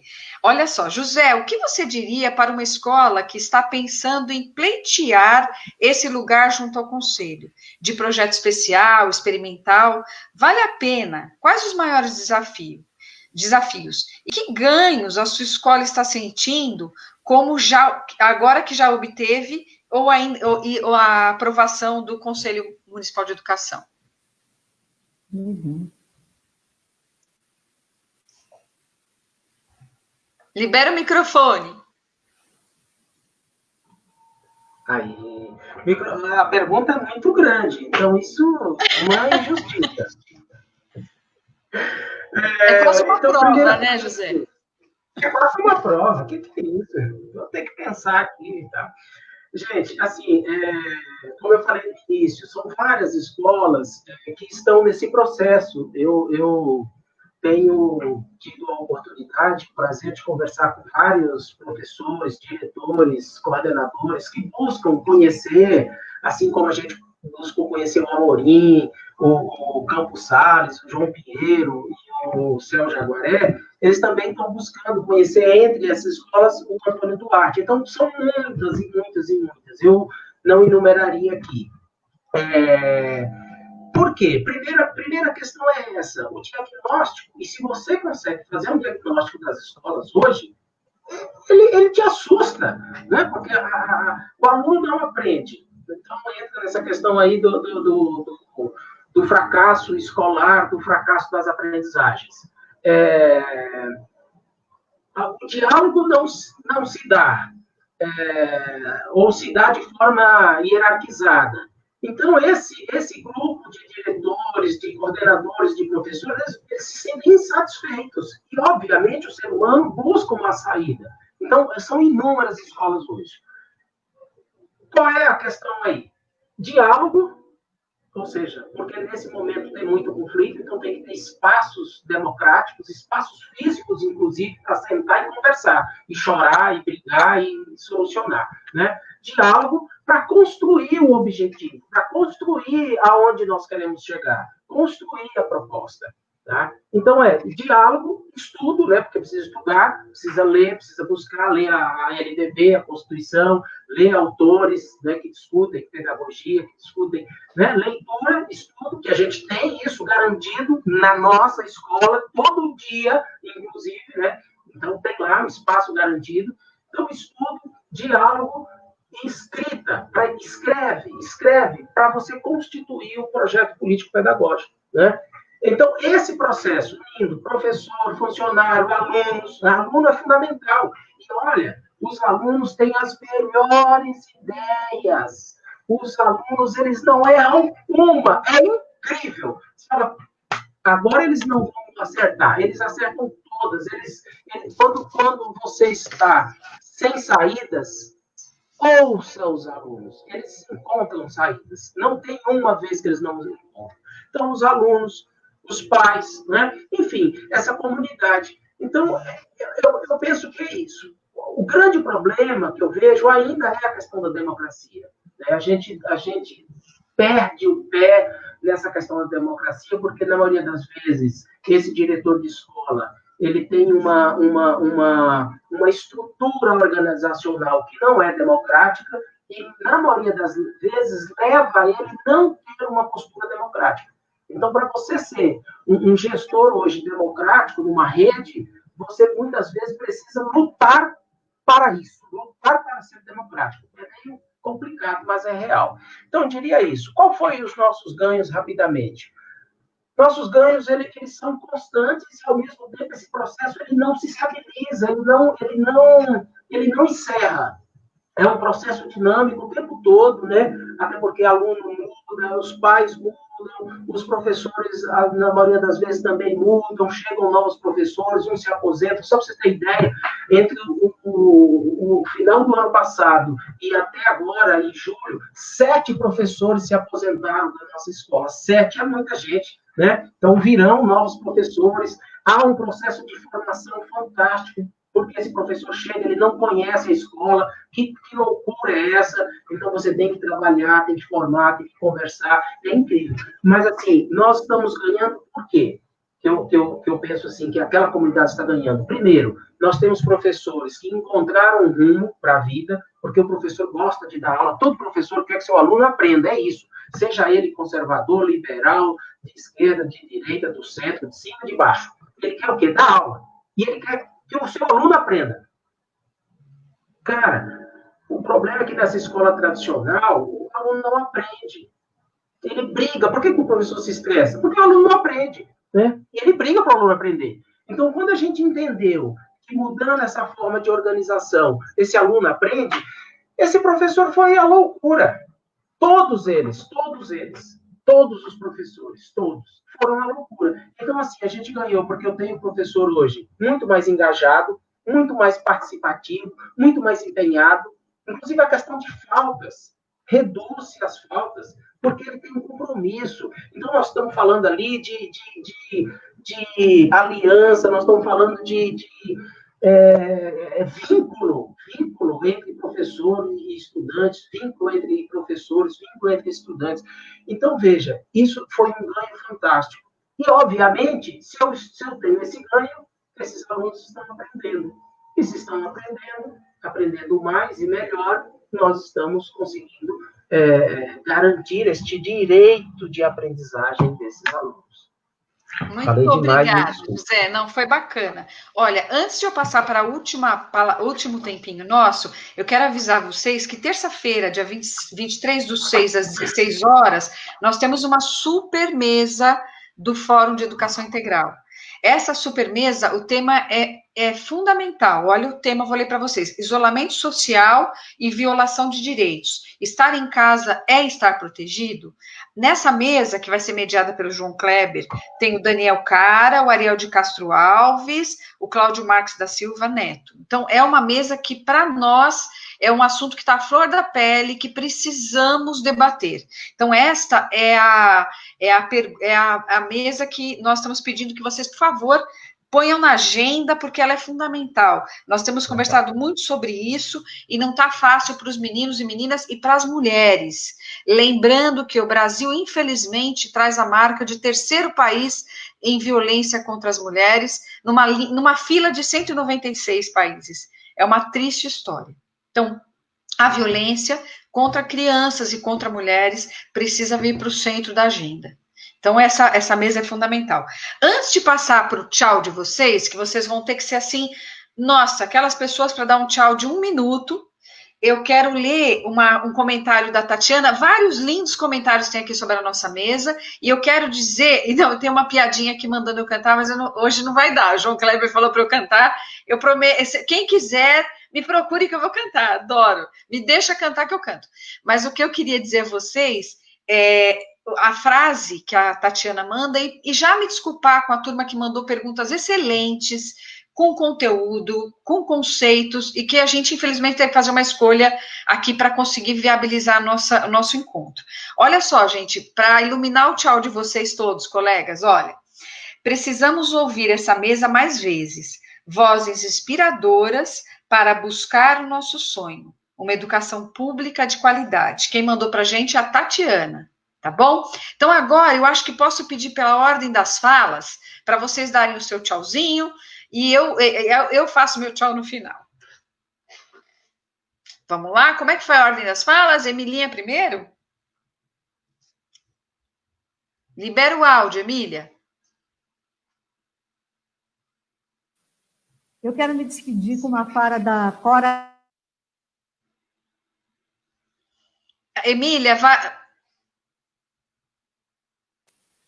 Eu quero me despedir, não, dizer até breve, com uma fala da Cora Coralina, quando ela diz assim, com tanta simplicidade, com tanta intencionalidade, aquilo que eu gostaria de dizer para cada um de vocês. A esperança é aquilo que me leva, me impulsiona, muito mais do que... Eu quero que os passos meus de esperança sejam muito mais significativos do que eu carregar nos ombros a tristeza. Eu saio desta noite aqui carregando uma grande esperança, de saber que eu não estou sozinha nessa caminhada, e que esses parceiros, parceiro e parceiras que estão aqui, têm uma concepção que nos une, que nos faz nos sentir realmente, não seres solitários, mas seres solidários e comprometidos com a educação desse país. Obrigada por essa noite. Que linda! Helena, você. Abre o microfone. Isso. Ai, Cissa, depois da Emília, que com essa inspiração toda, eu lamento, a Emília é assim. A única coisa inspirada que eu consigo falar é, nossa, a gente se livrou daquele traste, daquele ministro da Educação. Aê! Isso é sinal de que estamos virando e a luta continua. Muito bom. Fátima, querida. Bom, eu quero novamente retomar a questão da resistência. Eu acho que muito ainda temos que fazer para continuar resistindo, para continuar defendendo, mais do que nunca, a escola pública, gratuita, laica, de qualidade para todos os nossos bebês, crianças, jovens e adultos. Parabéns ao Fórum, que está nesse movimento de resistência e que tem construído tantas possibilidades e inspirado tanta gente. Parabéns às escolas inovadoras, que inspiram todos os dias. Parabéns aos educadores dessa rede maravilhosa, com a qual eu aprendi tudo que eu tenho hoje na vida, eu devo aos aprendizados dessa rede. E obrigada aos colegas que compartilharam comigo essa mesa, foi uma delícia, inspirador demais e encorajador pra caramba. Obrigada. Ah, José, deixa eu falar uma coisa. Um dia eu fui fazer um parque em cima de um uma laje que tinha lá, que eu queria que as crianças fossem lá para cima, uma brinquedoteca. Chegou, eu falei, todo mundo, põe aqui, põe ali, põe ali. Aí eu falei, peraí, deixa eu chamar as crianças. Aí eu chamaram as crianças falaram, ô, dona Fátima, mas nessa ventania você quer construir o parque? Ficava numa altura, então ouça as crianças também, elas são geniais. Muito bom, Fátima. Agora, José. Vamos lá, José, seu tchau. Gente, eu não tenho palavras para agradecer e dizer da alegria de estar aqui na presença de Cissa, de Emília, de Fátima e de Helena. É um momento extraordinário, é meu, mas é também daquele grupo de professores e de funcionários, de alunos, de pais lá da EMEF, professor Antônio Duarte. Em nome de todo esse grupo, nós agradecemos muito. E dizer o seguinte, que a escola pública e na nossa rede, em particular, nós temos um potencial extraordinário, fundamental, para sairmos desse momento tão escuro, tão triste da nossa educação.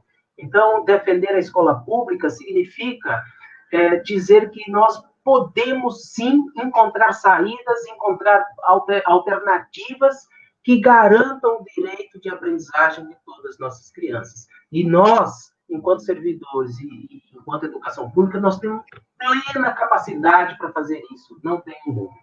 Muito obrigado. Boa noite. Obrigada, José. Gente, olha, eu quero agradecer muito. Vocês, eu não tenho palavras para dizer de estar com vocês a honra que é. Né? A gente luta e às vezes a gente tem assim um presente. Hoje foi com certeza um presente para mim. E quero agradecer as meninas dos bastidores que estão aqui suando frio. Zuleide querida, Regina Cola e Águida, que estão aqui me orientando via online. Essas meninas são demais. E todo o Fórum de Educação Integral, aqui na pessoa do João Kleber, agradecendo a todos eles que estão aí. E dizer a vocês assim, a honra que foi, e eu quero agradecer ao Fórum de Educação Integral por confiar um trabalho desse para mim. Hoje é a primeira live que o Fórum está fazendo com as próprias perninhas, porque esse curso que eu estou chamando vocês é com as forças da Escola do Parlamento, que tem sido um braço maravilhoso do Fórum. Mas hoje são as meninas aqui que puseram a gente no ar e que estão fazendo a gente navegar por esses lugares maravilhosos. E eu quero dizer para vocês, só para encerrar, que nós, junto com o Fórum de Educação Integral e com a luta de cada um de vocês aqui, estamos num lugar certo e na hora certa, porque falar em gestão democrática, em autonomia, no país onde nós estamos, é porque a gente tem o couro duro e porque a gente não abaixa a cabeça mesmo, não é? Então, assim, e quando eu vou com um timaço, que nem vocês, e que nem o Fórum de Educação Integral, aí eu sei que a gente está no lugar certo e na hora certa. Então, eu estou fechando aqui essa noite emocionada e agradecida. Muito. Obrigada, porque eu estive aqui junto com os meus ídolos e foi realmente um prazer. Obrigada, boa noite.